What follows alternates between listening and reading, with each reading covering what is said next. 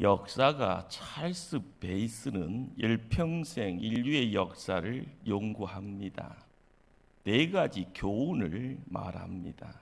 첫째, 나는 인간의 잔인한 파기 속에서도 더 힘있게 건설하시는 하나님의 능력을 보았다. 둘째, 하나님의 연자한 맷돌은 비록 천천히 돌아가지만 정확하고 섬세했다.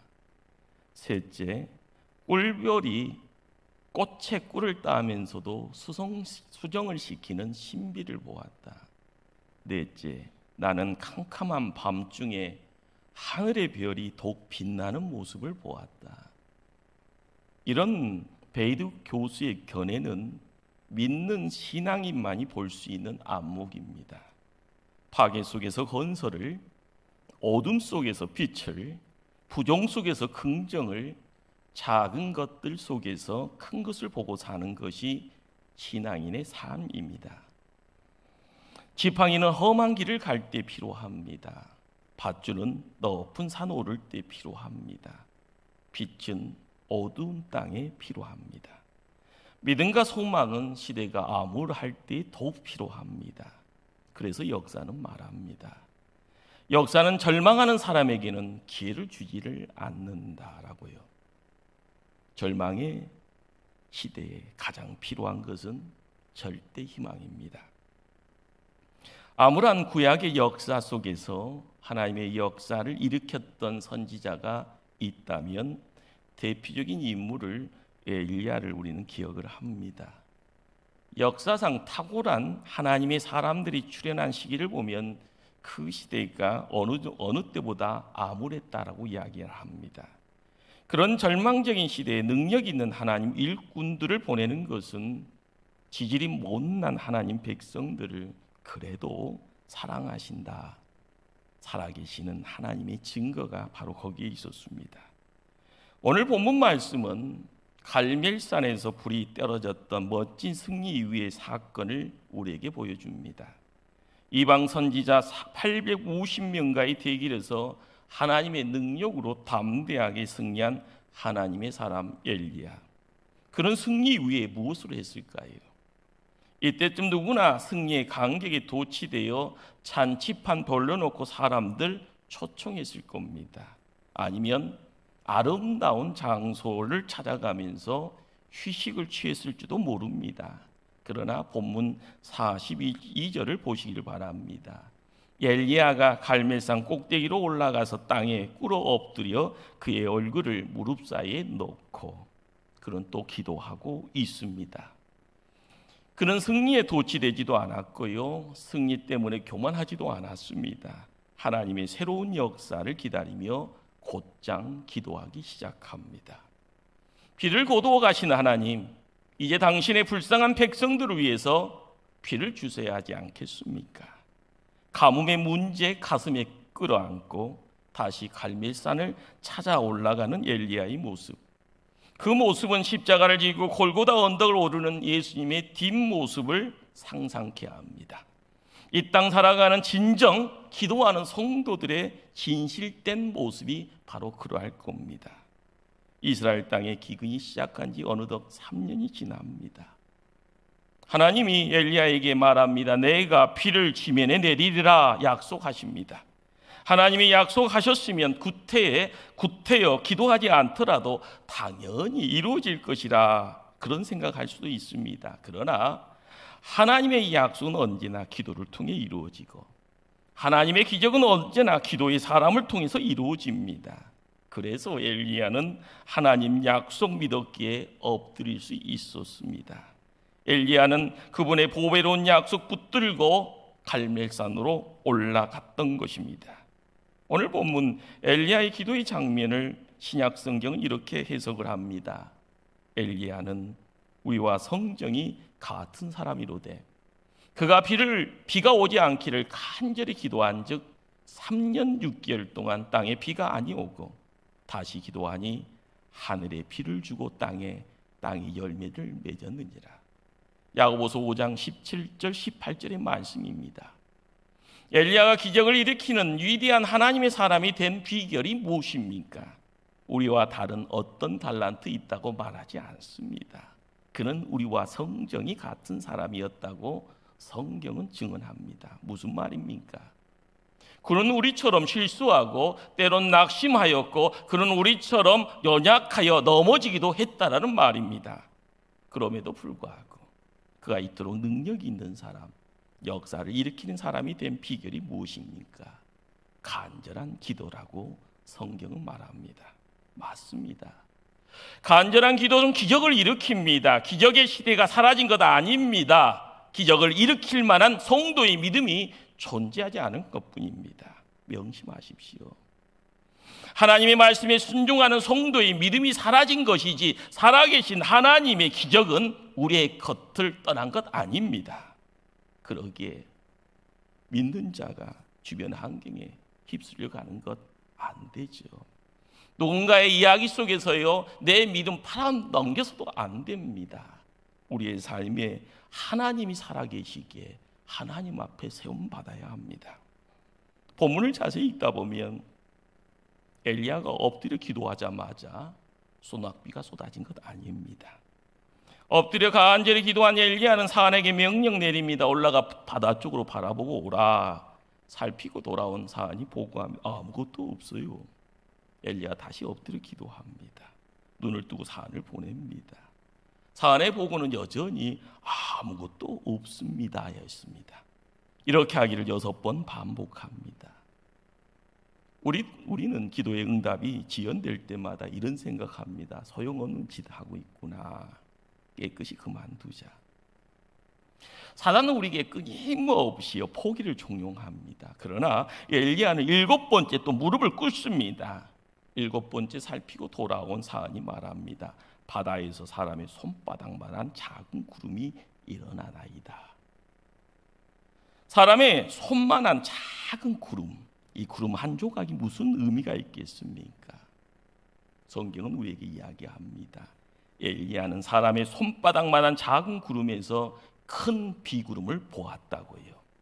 천둥 소리를 들었다고요. 이것이 긴 진정 기도하는 성도의 모습인 겁니다. 그렇습니다. 겨자씨만한 믿음이 산을 옮깁니다. 미랄 하나가요 100배의 열매를 맺습니다. 어린아이 보리떡 5개가요 물고기 2마리가 5,000명을 먹였습니다. 하나님의 능력은 언제나 작은 것에서부터 시작이 됩니다. 출애굽기를 읽다 보면 하나님께서 모세를 부릅니다. 애굽에서의 억압과 고통당하는 이스라엘 백성을 구원하라고 하십니다. 그러나 모세는 나이 들어서 80의 노인이지라 바로와 대항할 능력도 무수한 백성들을 인도할 지도력도 없었다 생각되니 머뭇거립니다. 모세를 향해 하나님 묻습니다. 너 손에 있는 건 뭐냐? 지팡이 하나입니다. 그 지팡이를 위하여 하나님의 능력을 드러내라고 합니다. 홍해가 갈라지고요 반석에서 생수가 쏟아집니다. 광야 땅 40년의 세월을요 이스라엘 백성들을요 이끌어 나갑니다. 지팡이 하나 아무 쓸모없다고 집어던졌을 때는 뱀이 되어서요 모세를 물려고 합니다. 모세가 그 지팡이 붙들고 하나님 의지하여 기도합니다. 그 지팡이로 홍해 가르고 백성들을 인도합니다. 그 지팡이가 하나님의 능력이 도구가 됩니다. 우리의 삶의 자리에 하나님은 우리를 들어쓰기를 원하고 계십니다. 미국의 건국 초기에요. 미국의 영혼이라 불려졌던 한 인물 R.W. 에머슨이라는 목사님이 계셨습니다. 그 목사님이요 이런 이야기를 합니다. 믿음은 종달새 앞에서 종달새의 노래를 듣는 것이라고요. 지금은 종달새가 입 다물고 있습니다. 그러나 그 새가 입을 여는 어느 날 종달새의 아름다운 노랫소리가 우리의 귀에 들려올 겁니다. 제발 안 된다고 말하지 마십시오. 난 불행하다고 불평하지 마십시오. 우리는 가진 것 없다고 이쪽 저쪽에다가 소문내지 마십시오. 스스로 불행을 예언하지 마시고요. 실패를 예언하지 마십시오. 우리 인생의 종달새는요, 언제 입을 열게 될 겁니다. 비록 내 앞에 나타난 것 손만한 작은 구름일지라도 그것이 분명 신실한 하나님의 약속의 구름이면 세상 달라집니다. 우리는 이 작은 구름 속에서 은혜의 소낙비, 축복의 소낙비, 기적의 소낙비를 보게 될 겁니다. 실망하지 마십시다. 포기하지도 마시고요. 손만한 작은 구름이라도 가슴에 끼어안을 때 우리는 때가 되어져 응답되어지는 그런 자리에 세움받습니다. 할렐루야. 확신에 찬 엘리야의 기도 결코 되지 않았습니다. 드디어 하늘이 시커먼 구름으로 뒤덮으며 장대비가 쏟아집니다. 성도의 믿음의 기도는 반드시 응답됩니다. 우리의 삶 속에 나는 못났지만은요, 살아계신 하나님은 위대하시기에요. 그런데 우리도 지금 믿음으로 성경 보고 찬송 부릅니다. 웬일인지 비가 내리지 않습니다. 교회에 나와서 믿음으로 기도합니다. 간절히 기도해보지만 응답의 비가 내리지 않습니다. 왜 그렇습니까? 그러나 낙심하지 마시기를 바랍니다. 조금 더 시간이 필요합니다. 인내가 필요하고요. 손바닥만한 작은 구름이 장대비로 퍼부을 바로 그때까지는요, 하나님은 살아계심을 믿고요, 걸음걸음 한 걸음씩 내딛는 그 시간이요, 길게는요 우리의 삶 속의 고통이라 할지언정 기다려야 될 줄 압니다. 소중한 내 남편, 영적 거인 되기를 원하건만 초라한 신앙인으로 오늘도 비틀거립니다. 내 마음 아프게 합니다. 어떻게 해야 됩니까? 집 나가라고 이야기할까요? 안 됩니다. 누군가를 통하여서요, 하나님의 역사가요 허락되어지는 가정 되어지기 위해서는요, 붙잡아야 되고요, 축복해야 되고요, 기다려야 되고요, 기도해야 됩니다. 소중한 내 자녀들, 기도의자의 역사에 큰 인물 되기를 간절히 기도합니다. 그런데 왜 이렇게 어리석은 모습을 보여주며 실망만을 던져줍니까? 이런 자녀 어떻게 합니까? 집 나가라고요? 안 됩니다. 우리의 삶의 자리에요, 이 자녀가요 신앙의 대물림을 통하여 큰 힘을 되어지는 것은 내가 하는 것이 아니라 하나님의 손에 도구 되어질 때 하나님이 이루어 가십니다. 손바닥만한 구름을 가슴에 품에 껴안고요, 끊임없이 기도의 자리 지킬 때마다 하늘의 문이 열리면 하늘의 축복이 허락되어집니다. 은혜의 소낙비가요 저들의 인생 가운데요 장대비로 허락되어지기를요 기도하고 목도해야 됩니다. 내 사업장, 내 기업 창대하기를 원하건만 안 됩니다. 힘듭니다. 포기하고 싶은 마음속에요 눈물 흘립니다. 어떻게 해야 됩니까? 포기하는 것도 좋을 것 같은데 어떻게 해야 됩니까? 지속적으로 끝까지 기도하며 손바닥만한 작은 구름이 보인다 할 때 거기에 하나님 우리의 숨구멍 열어주신 겁니다. 더 기다리는 그 자리에 구름이 장대비 되어져 하늘의 복의 물질이 되어져 우리의 가정을 새롭게 만들 줄 압니다. 손만한 작은 구름 보고 엘리야 말합니다. 올라가 아합에게 말하기를 비에 막히지 아니하도록 마차를 갖추고 내려가소서. 44절의 말씀입니다. 이 얼마나 놀라운 믿음입니까? 엘리야는 손바닥만한 구름 속에서 하나님의 응답을 봅니다. 그리고 환경을 준비합니다. 축복받을 그릇으로 나아가고 있습니다. 손바닥만한 구름을 보고서도 마치 모든 기도에 응답이 완성된 것처럼 믿습니다. 또 그렇게 말합니다. 그리고 축복의 비를 받기 위한 그릇으로 나아갑니다. 미국의 어느 지역이 가뭄 속에서 어려움을 당하게 됩니다. 그 지역사회가요 지역 교회의 연합을 통하여서 토요일을 정하고 기도의 날로 선포를 합니다. 아침부터 저녁까지 계속되는 기도회를 계획을 했다고 합니다.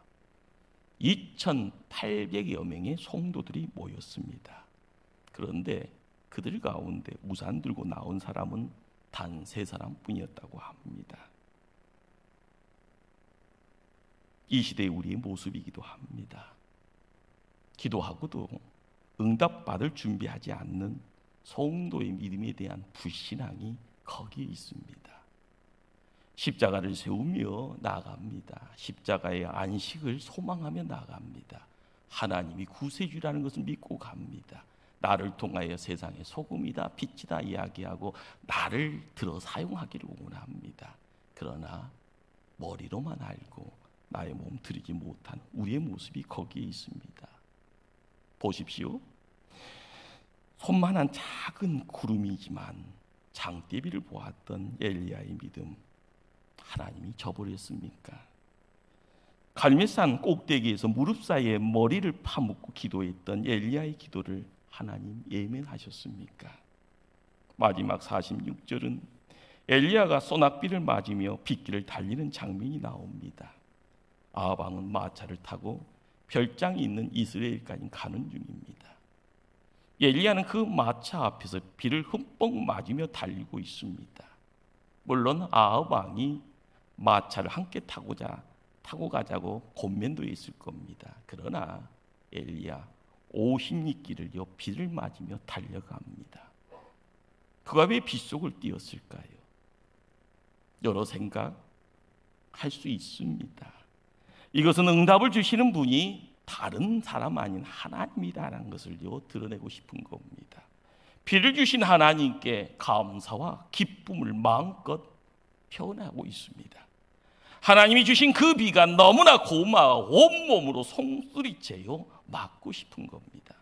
3년 6개월의 하늘에서는요 비 한 방울 허락되지 않았지만 3년 6개월의 시간이 지나고 나서 하늘의 문이 열려서요 장대비 쏟아지는 그 자리에 기도했던 엘리야, 거기는 피눈물이 있는 겁니다.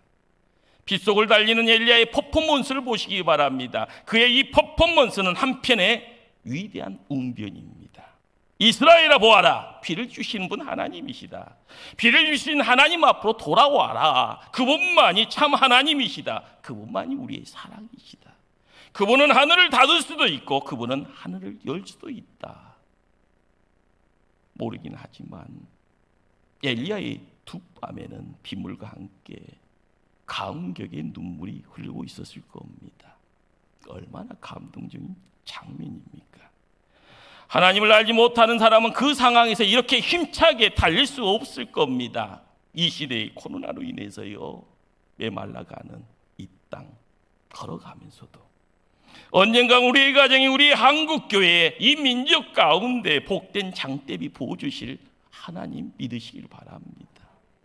그분이 가까운 곳에 나를 사랑하시고요, 그분은 나를 품기를 원하시고요, 그분은 나와 함께 하늘의 영광 드러내기를 원하십니다. 이것이 바로 절망 가운데 하늘의 희망을 품고 사는 사람들이 보는 축복입니다. 고 강용우 박사는 헬렌 켈러의 말을 자주 인용했다고 합니다. 가장 불쌍한 사람, 맹인도 농아도 아닌 시력은 있을 때 비전이 없는 사람이다라고 말입니다. 고 강용우 박사는요 생전에 육안으로 볼 수 있는 세상 전부가 아니라고 이야기합니다. 세상과 미래를 선명하게 내다보고 목적을 세우고 그 목적을 달성하는 계획을 세우는 것, 바로 비전 가지라는 말을 자주 했다고 합니다. 그런 중학생 때 불의의 사고로 눈을 볼 수 없게 됩니다. 그런 최초의 시각장애인 박사가 됩니다. 그는 미국에 건너가 세계 장애인 복지를 위해 헌신합니다. 그는 미 연방정부가 주는 최고의 공직자로 영광스러운 은퇴를 합니다. 고 강용우 박사가 가진 유일한 힘은 바로 하나님을 믿는 믿음입니다. 이제 코로나19로 인한 위기 상황입니다. 북녘땅에서 들려지는요 그런 소식 또한 우리의 삶을 힘들게 합니다.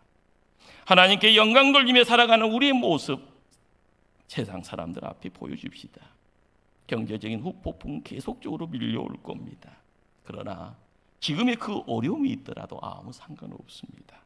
하나님이 살아계시는 이상 우리는 늘 즐겁게 예배의 기적을 체험할 수 있습니다. 뭔가가 장애물이 펼쳐진다 할지언정 와야 됩니다.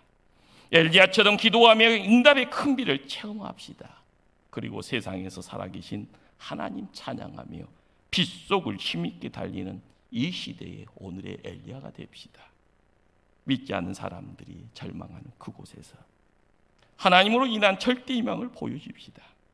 가난에도 당당한 당신, 실패 속에서도 위험을 잃지 않는 당신, 병든 몸으로도 품위를 잃지 않는 당신, 바로 우리의 삶이 이 시대의 믿음으로 인한 절대 희망의 표상이 될 것입니다. 우리는 지금 너무 긴 어둠의 터널을 들어가고 있습니다. 그 터널이 언제까지 끝날지를 모릅니다. 하나님만 바라보고 기도합시다. 하나님, 우리를, 우리 가정을, 우리의 사업장을 지켜주시옵소서. 그리고 나중에 크게 예치게 될 겁니다. 세상 사람들아, 나를 봐라. 나와 함께 하시는 하나님을 보아라. 승리하게 하시는 하나님을 바라보아라. 은혜의 소낙비와 함께 맞으며 달리며 크게 외칠 수 있을 겁니다. 이 시대의 약속의 불기둥, 구름기둥, 그 기둥을 붙잡고 기도하는 당신 앞에 하나님은 큰 장대비를 준비하고 계십니다. 믿으시기를 바랍니다. 기도하십니다.